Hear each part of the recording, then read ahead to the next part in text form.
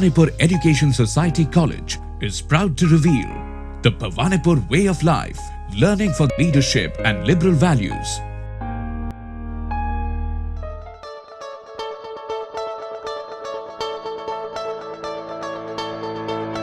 Body language. Hello BItes, welcome to this video series which helps you to enhance your personality. My name is Richa Maheshwari and this is your daily dose of learning at Bhawanipur College. So stay tuned. Well, on the agenda today we will discuss first, defining body language. Second, we'll also understand postures, gestures as well as facial expressions. Third, we're going to talk about open versus closed body language. Fourth, we're going to talk about understanding the benefits and the purpose of interpreting the body language. And last but not the least, we will talk about how do you understand your own body language while you're communicating with the others. Let's now talk about what is the definition of body language. Well, body language is the non-verbal signs mode of communication. Your facial expression, gestures and body movements, as well as your vocal power, that is, the tone of your voice. Well, some fascinating facts about body language is, we all have a natural tendency to interpret body language from as young as 10-month-old baby. It is a skill that can be learned, definitely, and it has a deep-rooted science from biology. In fact, research says that 93% of a communication happens non-verbally. Now let's take a look at common day-to-day body language gestures that we come across and how do we interpret it. We'll talk about openness, frustration, defensiveness, confidence, active listening and nervousness. Openness is displayed through open hands, palms up, which means that you're open to new ideas and have nothing to hide. Frustration. Well, we may want to avoid these in our day-to-day conversations. For example, frustration is depicted by running hands through your hair, rubbing the back of your neck, doing the tisk sound. While talking about defensiveness, we may end up doing one or noticing one of these gestures when we are not in agreement with someone. Defensiveness is shown by arms crossed on the chest, fist-like gestures, pointing your index finger at someone. While confidence is displayed by straight back, purposeful movement, and a steady eye contact. Active listening is displayed by putting hands on the chin, stroking the chin, and head which is tilted. Talking about nervousness. Nervousness is displayed by clearing the throat, making the phew sound, tugging the ear, not looking at the participants, fidgeting, not maintaining eye contact, biting of lips. Again, I would strongly suggest you definitely want to avoid these nervous gestures. Tip.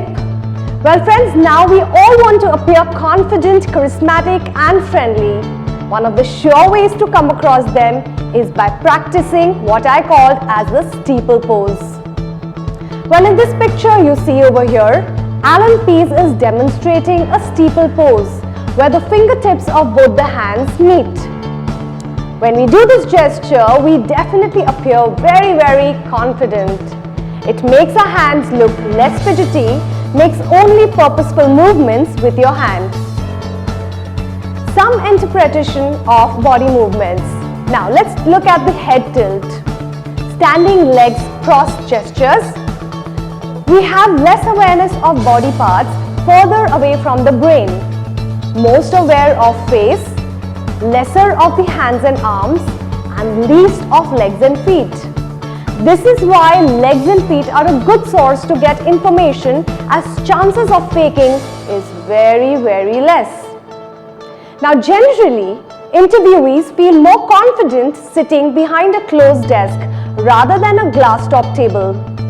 Moving legs signify lying, nervousness or anxiousness. Now friends, let's talk about handshakes. The handshake evolved as a gesture to say hello, goodbye, or to seal an agreement. So it always needs to be warm, friendly, and extremely positive. Handshake should be definitely followed by a good eye contact, a smiling face, and a nod. Now let's talk about smile. In the following picture, what do you see? Do you see a smiling face in the very first go? Well, probably yes.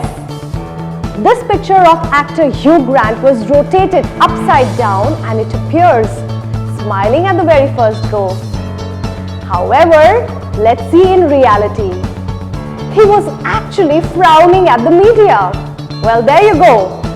So what happened here? Our mind cannot differentiate between what is fake and original in the very first few seconds.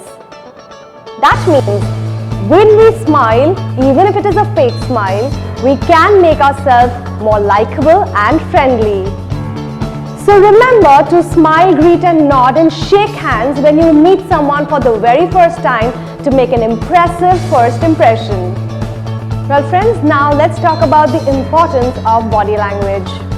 Well, research has shown that non-verbal communication is 12 to 13 times more accurate than verbal communication. Now imagine that if we had to learn to demonstrate what is right and decode that accurately. Imagine the level of success, the quality of the relationship we can have in our personal life. We can ease the person out when we see someone is getting nervous. We can project confidence in our interaction. It's not about what the other person is saying, but how we say what we have to say. And that is true managing. Example, if a person standing with crossed arms, no expression, asks you, "How are you?" Well, you can easily make friends by using an open and a positive body language and gestures. Well friends, to summarize this particular module on body language, these are the following things learned by the end of this module. The first thing we learned is 93% of a communication takes place non-verbally through postures, gestures, voice tone, etc. We have many different types of gestures and expressions. They can be both positive and negative. Body language plays a very essential and imperative role in forming your first impressions. So smile, nod, have a good eye contact and definitely go for a firm handshake. Well friends, that brings us to the end of this beautiful module on body language. I do hope you have enjoyed listening to this as much as we have enjoyed teaching this to you. Thank you very much once again for watching us.